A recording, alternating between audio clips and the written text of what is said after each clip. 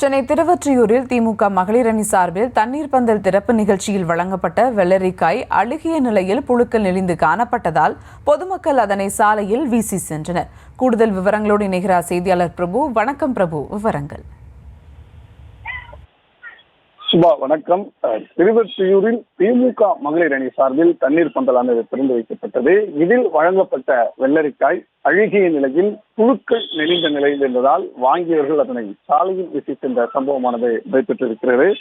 தமிழகத்தில் கோடை காலத்தை முன்னிட்டு அனைத்து கட்சி தரப்பினரும் தண்ணீர் பந்தல் திறப்பது வழக்கமாகி இருக்கிறது. இதன் ஒரு பகுதியாகத்தான் வடசென்னை திருவொற்றியூர் 7வது வார்டு பகுதிக்குட்பட்ட மாட்டுமந்தை மேம்பாலம் அருகில் திமுக மகளிர் அணி நிர்வாகி கோமலவல்லி தலைமையில் இந்த தண்ணீர் பந்தல் நிகழ்ச்சியானது ஏற்பாடு செய்யப்பட்டிருந்தது.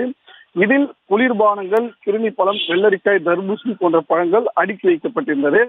மாவட்ட செயலாளர் மாதவரம் சுதர்சனன் திறந்து வைத்து பொதுமக்களுக்கு இவற்றைகளை வழங்கியிருந்தார். அப்போது அவர் வழங்கிய பழங்களில் ஒன்றான அந்த வெள்ளரிக்காயில் கிட்டத்தட்ட பாதி பழங்கள் அழுகிய நிலையில் இருந்தது. அதை வாங்கி சாப்பிட்ட பொதுமக்களுக்கு ஒரு அதிர்ச்சி காத்திருந்தது. பழங்களில் புழுக்கள் நெளிந்தவாறு இருந்தது. இந்த நிலையில் அந்த பழத்தை வாங்கிய பொதுமக்கள் அதை சாலையில் வீசி சென்றிருக்கிறார்கள்.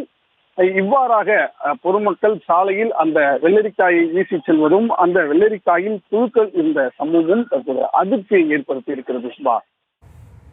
விவரங்களுக்கு நன்றி பிரபு.